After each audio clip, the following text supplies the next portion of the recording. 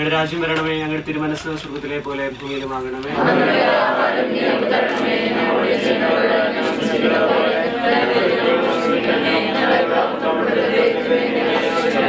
നന്മ നിറഞ്ഞ മറിയമേ, സുസ്തി, കർത്താവ് അങ്ങയുടെ കൂടെ, സ്ത്രീകൾ അങ്ങ് അനുഗ്രഹിക്കപ്പെട്ടവളാകുന്നു.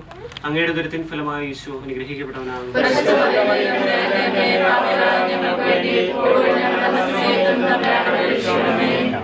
ഇന്ന് ഈ മനസ്സമ്മതത്തിലൂടെ തങ്ങളുടെ സമ്മതം അറിയിക്കാൻ പോകുന്ന രമേശിനെയും പ്രിയയെ സമർപ്പിച്ച് നമുക്ക് ഒരു മനസ്സോടെ മാതാവിനോട് പ്രാർത്ഥിക്കാം. എത്രയും ദയുള്ള മാതാവേ,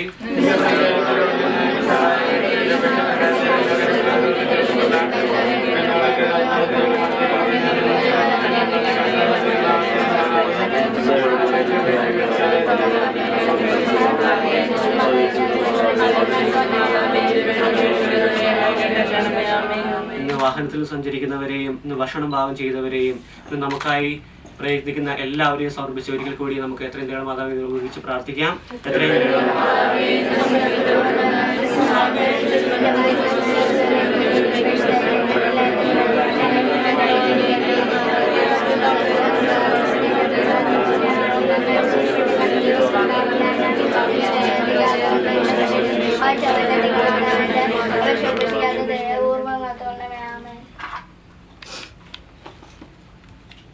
സങ്കീർത്തനങ്ങളുടെ പുസ്തകത്തിലുള്ള വായന 91 അധ്യായം 1 മുതലുള്ള തിരുവചനങ്ങൾ. അത്യുന്നതന്റെ സംരക്ഷണത്തിൽ വസിക്കുന്നവനും സർവശക്തന്റെ തണലിൽ കഴിയുന്നവനും കർത്താവിനോട് എന്റെ സങ്കേതവും എന്റെ കോട്ടയും ഞാൻ ആശ്രയിക്കുന്ന എന്റെ ദൈവവും എന്ന് പറയും. അവിടുന്ന് നിന്നെ വേടന്റെ കെണിയിൽ നിന്നും മാരകമായ മഹാമാരിയിൽ നിന്നും രക്ഷിക്കും. തന്റെ തൂവലുകൾ കൊണ്ട് അവിടുന്ന് നിന്നെ മറച്ചുകൊള്ളും. അവിടുത്തെ ചിറകുകളുടെ കീഴിൽ നിനക്ക് അഭയം ലഭിക്കും. അവിടുത്തെ വിശ്വസ്തത നിനക്ക് കവചവും പരിചയമായിരിക്കും. രാത്രിയിലെ ഭീകരതയെയും പകൽ പറക്കുന്ന അസ്ത്രത്തെയും നീ ഭയപ്പെടേണ്ട. ഇരുട്ടിൽ സഞ്ചരിക്കുന്ന മഹാമാരിയെയും നട്ടുച്ചയ്ക്ക് വരുന്ന വിനാശത്തെയും നീ പേടിക്കേണ്ട. നിന്റെ പാർശ്വങ്ങളിൽ 1000 മരിച്ചു വീണേക്കാം, നിന്റെ വലതുവശത്ത് 10,000.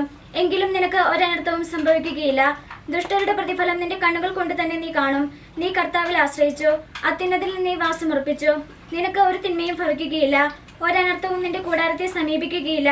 നിന്റെ വഴികളിൽ നിന്നെ കാത്തുപാലിക്കാൻ അവിടുന്ന് തന്റെ ദൂതന്മാരോട് കൽപ്പിക്കും. നിന്റെ പാദം കല്ലിൽ തട്ടാതിരിക്കാൻ അവർ നിന്നെ കൈകളിൽ വഹിച്ചുകൊള്ളും. സിംഹത്തിന്റെയും അണലിയുടെയും മേൽ നീ ചവിട്ടി നടക്കും. യുവസിംഹത്തെയും സർപ്പത്തെയും നീ ചവിട്ടി മെതിക്കും. അവൻ സ്നേഹത്തിൽ എന്നോട് ഒട്ടി നിൽക്കുന്നതിനാൽ ഞാൻ അവനെ രക്ഷിക്കും. അവൻ എന്റെ നാമം അറിയുന്നത് കൊണ്ട് ഞാൻ അവനെ സംരക്ഷിക്കും. അവൻ എന്നെ വിളിച്ചപേക്ഷിക്കുമ്പോൾ ഞാൻ ഉത്തരമരുളും. അവന്റെ കഷ്ടതയിൽ ഞാൻ അവനോട് ചേർന്ന് നിൽക്കും. ഞാൻ അവനെ മോചിപ്പിക്കുകയും മഹത്വപ്പെടുത്തുകയും ചെയ്യും. ദീർഘായുസ് നൽകി ഞാൻ അവനെ സംതൃപ്തനാക്കും. എന്റെ രക്ഷ ഞാൻ അവന് കാണിച്ചു കൊടുക്കും.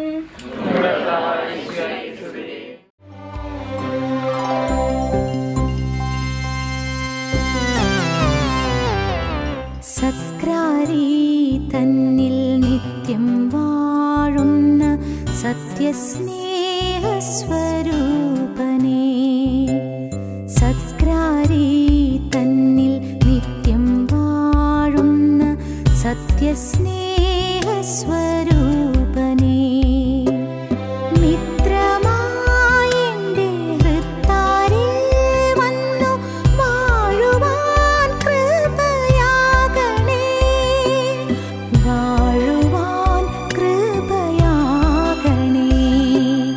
സക്രാരി തന്നിൽ നിത്യം വാഴുന്ന സത്യസ്നേഹസ്വരൂപനേ.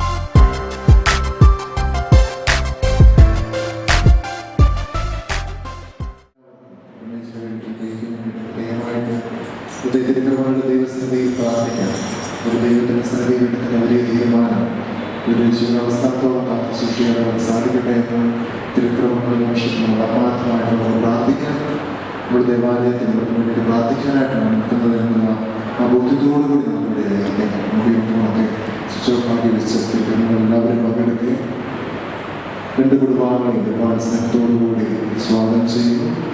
തുടർന്നുള്ള തിരുക്രമങ്ങൾ ഇവർക്ക് വേണ്ടിയിട്ടാണ് പ്രത്യേകമായിട്ട് പ്രാർത്ഥിക്കാൻ പ്രമേശ് നമ്മുടെ KCYന്റെ സെക്രട്ടറിയാണ്. നിങ്ങൾക്ക് എല്ലാവർക്കും ഒരുപാട് സന്തോഷമുണ്ട് പങ്കെടുക്കാനായിട്ട് സാധിക്കുന്നുണ്ട്. എല്ലാവർക്കും ചേർന്ന് പ്രാർത്ഥിക്കാം. പിതാവിന്റെയും പുത്രന്റെയും പരിശുദ്ധാത്മാവിന്റെയും നാമത്തിൽ ദൈവത്തിന് സ്തുതി. ഭൂമിയിൽ മനുഷ്യർക്ക് സമാധാനം പ്രത്യാശയും എപ്പോഴും സ്വർഗ്ഗസ്ഥനായ പിതാവേ,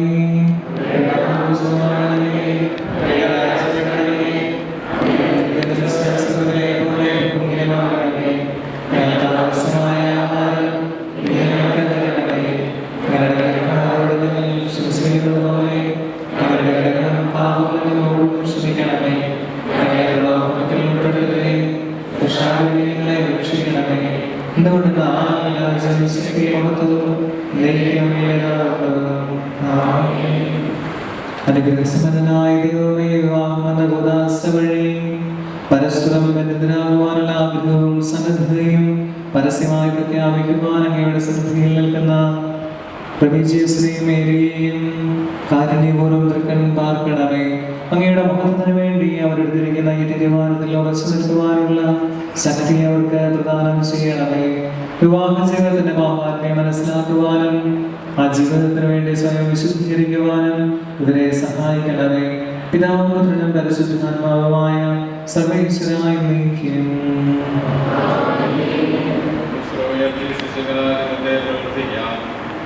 സർവ്വേശാമി പരിശുദ്ധൻ ബലവാനേ പരിശുദ്ധൻ നിത്യനവത്യം പരിശുദ്ധൻ നിത്യങ്ങൾ കേൾക്കണമേ.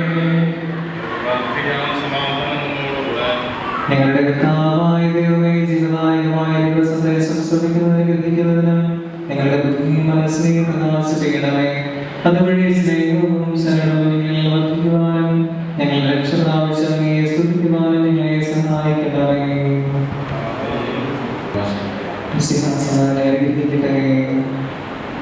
ഭാര്യമാരെ, നിങ്ങൾ ഭർത്താക്കന്മാർക്ക് വിധേയരായിരിക്കും.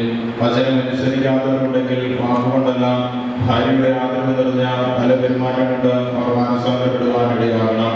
ബാഹ്യമോടിക്ക് വേണ്ടി മുടിവില്ലുകയോ സ്വർണ്ണാഭരണങ്ങൾ അണിയുകയോ വിശിഷ്ട വസ്ത്രങ്ങൾ ധരിക്കുകയോ ചെയ്യരുത്. അലങ്കാരമെല്ലാം ആന്തരികമായിരിക്കണം. അത് മനുഷ്യന്റെ ഹൃദയത്തിലായിരിക്കണം. അതായത് സൗമ്യവും ശാന്തവുമായ ആന്തരിക പ്രവൃത്തി. അത് അക്ഷയമാണ്. അതാണ് ദൈവസന്നിധിയിൽ ഏറ്റവും വിലയുള്ളത്. ദൈവത്തിൽ പ്രതീക്ഷ ലഭിച്ചിരുന്ന വിശുദ്ധ സ്ത്രീകൾ തങ്ങളുടെ ഭർത്താക്കന്മാർക്ക് വിധേയരായി സ്വയം അലങ്കരിച്ചത് അങ്ങനെ തന്നെയാണ്. ഭർത്താക്കന്മാരെ, നിങ്ങളും വിവേകത്തോടെ നിങ്ങളുടെ ഭാര്യമാരോട് കൂടെ ജീവിക്കുവിൻ. സ്ത്രീ ബലഹീന മാത്രമാണെങ്കിലും ജീവദായകമായ കൃപയ്ക്ക് തുല്യാവകാശം എന്ന നിലയിൽ അവളെ ബഹുമാനിക്കുവിൻ. അപ്പോൾ നിങ്ങളുടെ പ്രാർത്ഥനയ്ക്ക് തടസ്സമൊന്നും സംഭവിക്കുകയില്ല.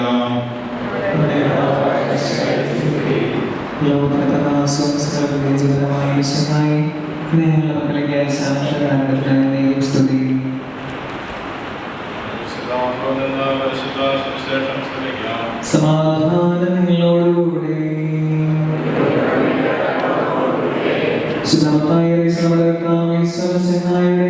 പരിശുദ്ധ സുവിശേഷം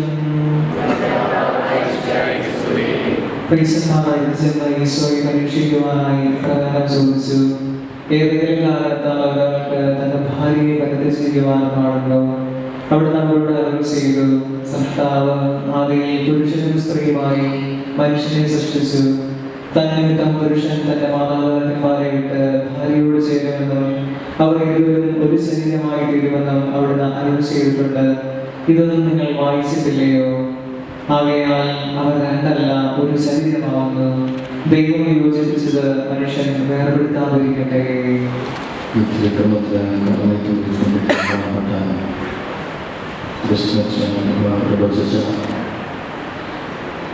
വിവാഹ ജീവിതത്തിൻ്റെ പ്രവേശിക്കുന്നതിൻ്റെ ഏറ്റവും അടുത്ത ഒരുക്കത്തിൻ്റെ ഭാഗമായി തങ്ങളുടെ മനസ്സറിയിക്കാൻ വേണ്ടി ഈ ആലയത്തിലായിരിക്കുന്ന പ്രിയപ്പെട്ട രമേശ്, പ്രിയപ്പെട്ട മാതാപിതാക്കളെ, ബന്ധുജനങ്ങളുമായിട്ട് എത്തിച്ചേർന്ന പ്രിയപ്പെട്ട സഹോദരങ്ങളെ, വലിയൊരു സന്തോഷത്തിൻ്റെ ഏറ്റവും അടുത്ത ഒരുക്കത്തിലാണ് നമ്മളായിരിക്കുന്നത് എന്ന് നമുക്കറിയാം.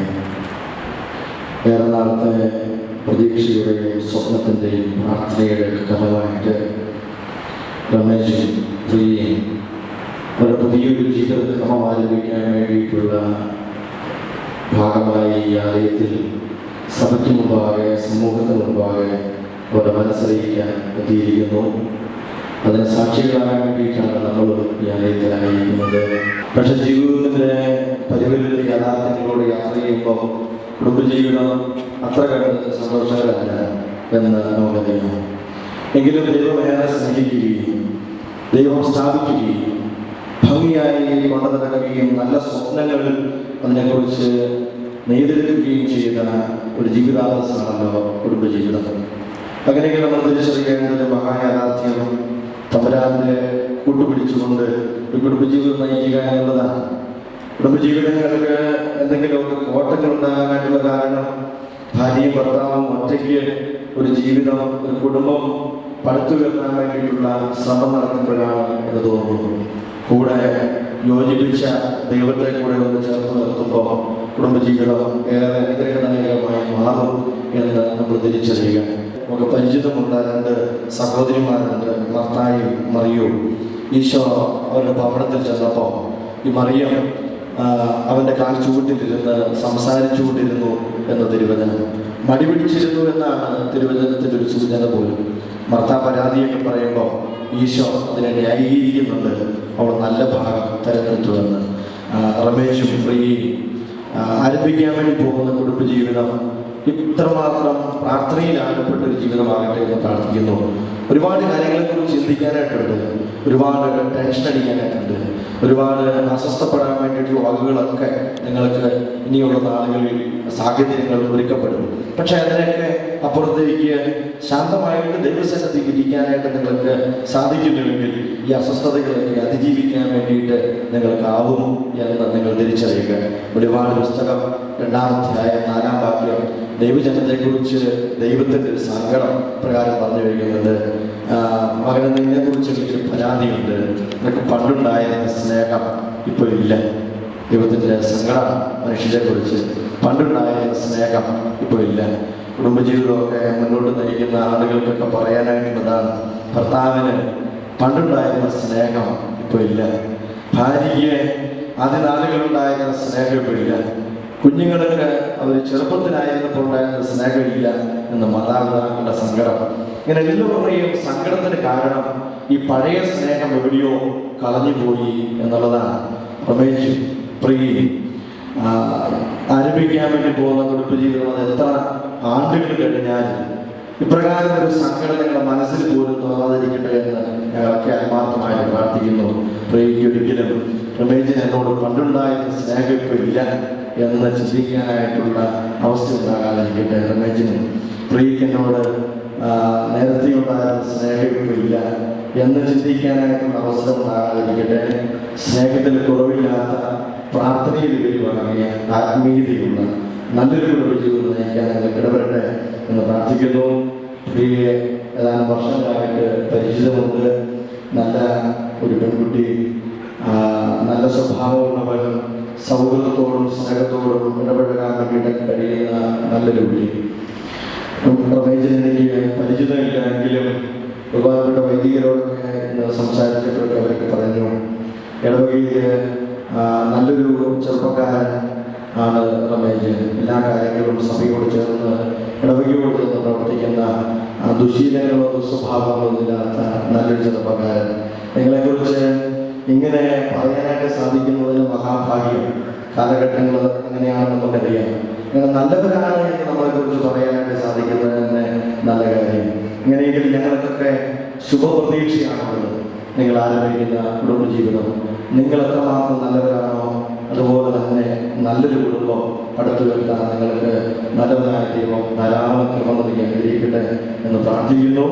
നിങ്ങളെ വളർത്തി വിശ്വാസം ആഴപ്പെടുത്തി ആലയത്തിലെത്തിച്ച പ്രിയപ്പെട്ട മാതാപിതാക്കളെയും സ്നേഹവും സൗഹൃദവും പകർന്ന് കൂടെയുണ്ടായിരുന്ന സഹോദരങ്ങളെ നന്ദിയോടുകൂടി ഓർമ്മിക്കുന്നു. നിങ്ങളെ ദൈവം അനുഗ്രഹിക്കട്ടെ എന്ന് പ്രാർത്ഥിക്കുന്നു. നമുക്ക് ഈ പ്രിയപ്പെട്ട സഹോദരങ്ങളോട് പ്രാർത്ഥിക്കാം. സഭയ്ക്ക് മുമ്പാകെ ഇന്ന് ഈ ആലയത്തിൽ ഒരുമിച്ച് എടുക്കുന്ന ഈ തീരുമാനം, അവരുടെ മനസ്സ് അറിയിക്കുന്ന ഈ നിമിഷം, ഈ തീരുമാനങ്ങൾ ജീവിതത്തിൻ്റെ അവസാനം വരെ, അവരുടെ ശ്വാസം നിലയ്ക്കുന്നത് വരെ ആ തീരുമാനങ്ങൾ അടിയുറച്ച് വിശ്വസ്തയോടുകൂടി ജീവിക്കാൻ വേണ്ടിയുള്ള കൃപ ഈ പ്രിയപ്പെട്ട സഹോദരങ്ങൾക്ക് നൽകി അനുഗ്രഹിക്കണമേ എന്ന് നമുക്ക് തുടർന്നുള്ള തിരുക്രമങ്ങളിൽ ആത്മാർത്ഥമായിട്ട് പ്രാർത്ഥിക്കാം. ഒരിക്കൽ കൂടി റമേജിനും പ്രിയയ്ക്കും ബഹുമാനപ്പെട്ട വേദികളുടെ എല്ലാവരുടെയും ആത്മാർത്ഥമായിട്ടുള്ള മംഗളങ്ങളും പ്രാർത്ഥനകളും സ്നേഹപൂർവ്വം ആശംസിക്കുന്നു. പിതാവിൻ്റെയും പുത്രൻ്റെയും പരിശുദ്ധമാണെന്ന നാമത്തിൽ ആമേൻ. നിങ്ങൾ വിവാഹിതരാകുവാൻ ആഗ്രഹിക്കുന്ന സുവർണശാലയാണെന്ന് നിങ്ങൾ മനസ്സിലാക്കുന്നു. ആ വിവരം പരസ്യമായി അറിയിക്കുവാനുള്ള അവസരം തിരുസഭ നിങ്ങൾക്ക് നൽകുകയാണ്. ഈ ചോദ്യങ്ങൾക്കുള്ള മറുപടി നൽകിക്കൊണ്ട് നിങ്ങളുടെ മനോഗതം നിങ്ങൾ പ്രകടമാക്കുന്നു. മിശിഹായുടെ നിയമവും തിരുസഭയുടെ നടപടിയും അനുസരിച്ച് മേരിയെ തന്റെ ഭാര്യയായി സ്വീകരിക്കുവാൻ സമ്മതമാണോ? മേരി മിശിഹായുടെ നിയമവും തിരുസഭയുടെ നടപടിയും അനുസരിച്ച് റമേജിനെ ഭർത്താവായി സ്വീകരിക്കുവാൻ സമ്മതമാണോ? നിങ്ങൾ ഇതിന് സാക്ഷികളാകുന്നു. സർവശക്തനായ ദൈവം നിങ്ങളെ അനുഗ്രഹിക്കട്ടെ. പ്രഖ്യാപിച്ചിരിക്കുന്ന ഈ വിവാഹനും യുവതിക്കും വേണ്ടി ദൈവത്തോട് പ്രാർത്ഥിക്കുവാനും അതനുസരിച്ച് ജീവിതം ക്രമീകരിക്കുവാനും കർത്താവേ അനുഗ്രഹിക്കണമേ. പ്രാർത്ഥനയും പരിത്യാഗവും വഴി വിവാഹ ജീവിതത്തിന് സ്വയം സജ്ജമാക്കുവാൻ കർത്താവേ അനുഗ്രഹിക്കണമേ. നമുക്ക് സമാധാനം. പ്രത്യേക വരം നൽകപ്പെടുന്നവർക്കല്ലാതെ വിവാഹ ജീവിതം വിജയപ്രദമായി നയിക്കുവാൻ സാധ്യമല്ലെന്ന് അരുൾ ചെയ്ത കർത്താവേ, അങ്ങയുടെ സ്വർഗീയ ചൈതന്യം പ്രതീക്ഷിച്ചു നിൽക്കുന്ന യുവതി യുവാക്കന്മാരെ തൃക്കൺ പാർക്കണമേ. ജീവിതത്തിന്റെ എല്ലാ ദിവസവും തുണയും സംഗീതവും നൽകി അവരെ നയിക്കുമാറാകണമേ, ഇപ്പോഴും എപ്പോഴും എന്നേക്കും.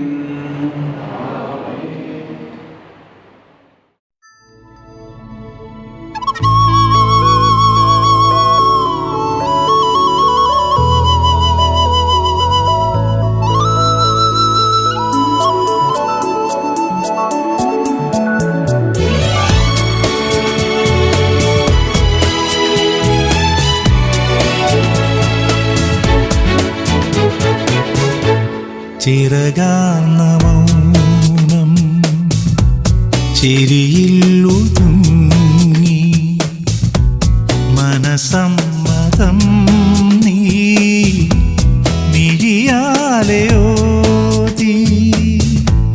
കളിവാക്കു ചൊല്ലി കരളിൻ്റെ ഉള്ളിൽ ഒരു പാടുനാ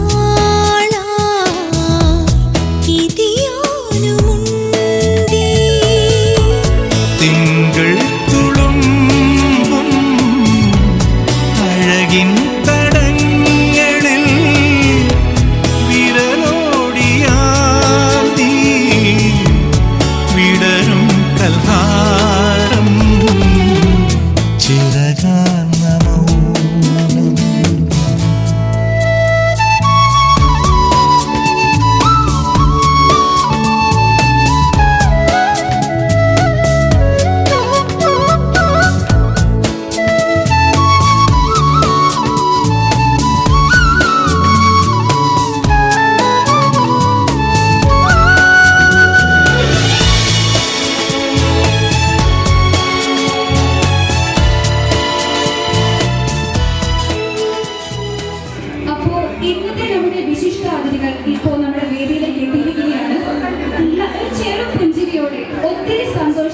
കുറച്ച് ടെൻഷനൊക്കെ അടിച്ച് ഇവരിങ്ങനെ നമ്മുടെ മുമ്പിൽ നിൽക്കുമ്പോൾ ഇവിടെ അനുസ്മരിക്കപ്പെടേണ്ട ചില വ്യക്തിത്വങ്ങളുണ്ട്.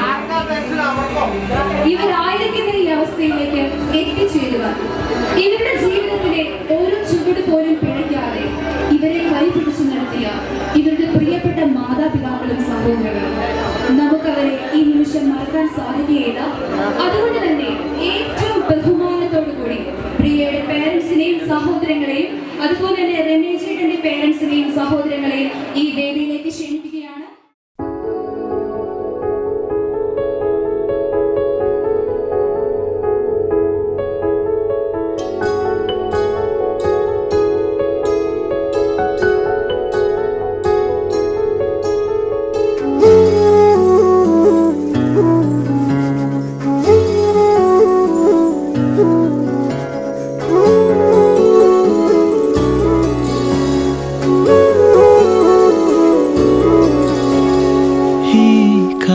വന്നു കാതിൽ പറഞ്ഞു,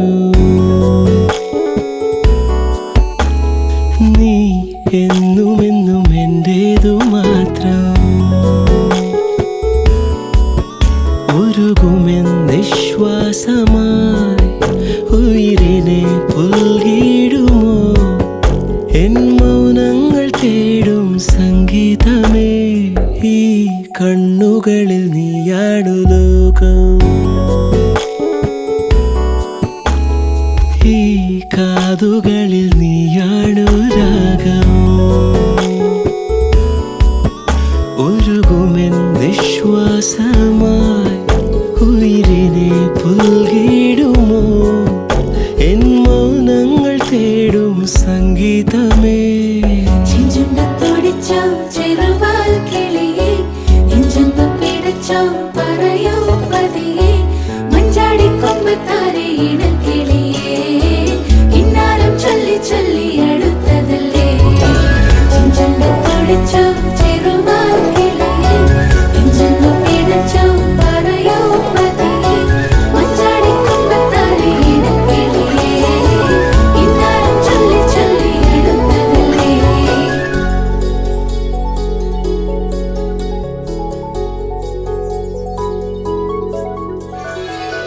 മിഴിവാതിൽ ചാരും നാണം പതിയെ ഞാൻ തഴുകവേ, ഇനി നീയുണ്ടെന്നും കൂടെ നിലവേകാൻ തിങ്കളെ. ഒരു ചെറുനോവും ചിരിയാക്കി എൻ പാതിമയായി, ഓരോ രാവും പകലാക്കി നേരിൻ മോഹവയിലായി. ഇവനിലായി ചേരുന്നു നീ മുറിവേഴ കൈരേഖ പോ, കൺചിമ്മാതെ കാക്കാമെന്നോമലേ. ഈ നീലമിഴിയഴങ്ങളിൽ ഞാൻ ഓ വീണലിഞ്ഞു പോകുന്നു താനേ.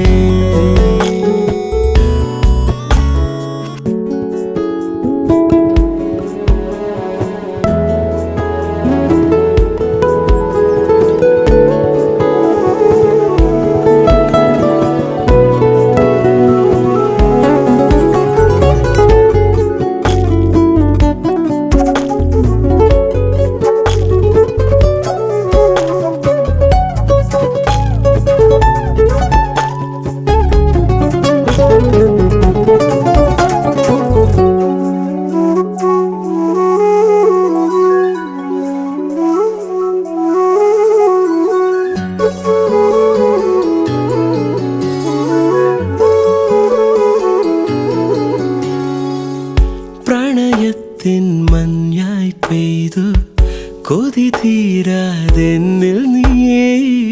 മഴവില്ലായി ഏതൻ സ്വപ്നം മനമാകെ എഴുതി നീ. പുലരികളെന്നും എന്നുള്ളിൽ നീ തന്നതല്ലേ.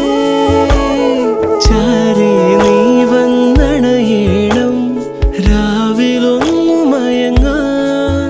മൊഴികളാൽ എൻ വീതിയിൽ നിഴലുപോൽ ചേരുന്നുവോ നീയില്ലാതെ വയ്യൻ വാർത്തിങ്കളെ. ഈ തെന്നലിന് നിൻ സ്നേഹഗന്ധം, ഈ രാവുകളിൽ നിന്നാർദ്രഭാവം. അപ്പൊ നമുക്ക് സന്തോഷിച്ചിരിക്കണം. നമ്മുടെ സന്തോഷത്തിന് കാരണം നമ്മുടെ സുന്ദരിയായ പ്രിയെ, സുന്ദരനായ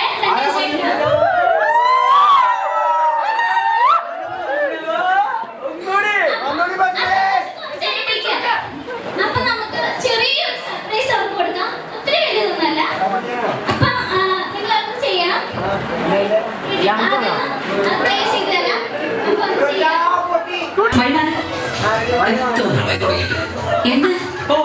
ഒന്നും അറിയാത്ത പോലെ പറയാണ്ട് ഞാൻ വിടില്ല മോളെ. എന്താണ് പറയട്ടെ, വഴിപാടുകളിൽ ഞാൻ കണ്ടു. എന്നെ അത്രയ്ക്ക് ഇഷ്ടമാണ്, ശരിക്കും ഇഷ്ടം എന്ന് പോലെ. ആദ്യം എന്നെ കണ്ടത് ഇവിടെ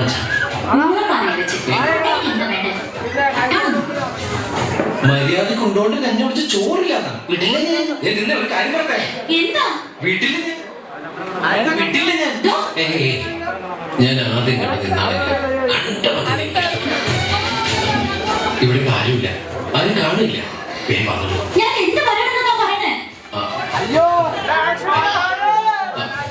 I love you.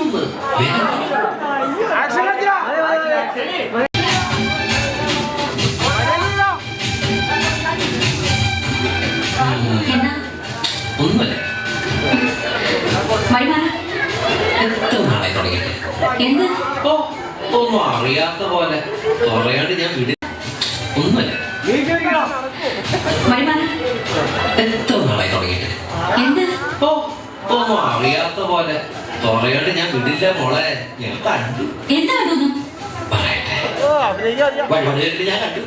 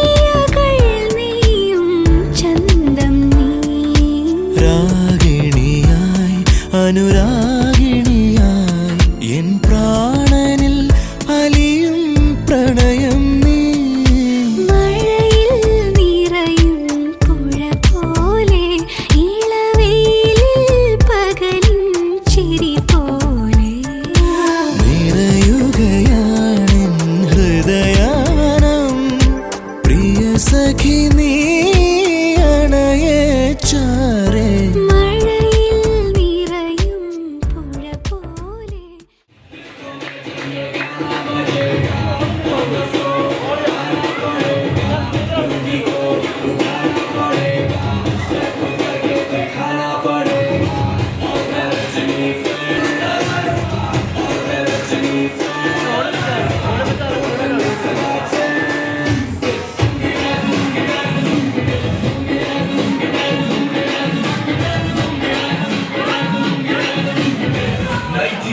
में आया मई को मुझको रुकेगा कौन और गई को मेरा मूड में डांस करेगा किसी का डैडी से नहीं डरेगा इसको जो भी है करना वो करे नहीं मैं बड़ा पकड़ घर पे जाके तुम गूगल कर लो मेरे बारे में विकिपीडिया पे पढ़ लो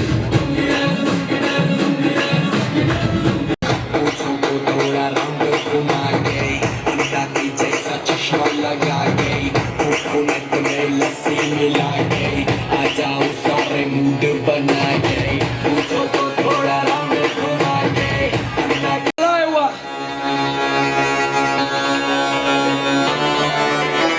मुझको थोड़ा रंग घुमा के अन्ना के जैसा चश्मा लगा के कोकोनट में लस्सी मिला के आ जाओ सारे मूड बना के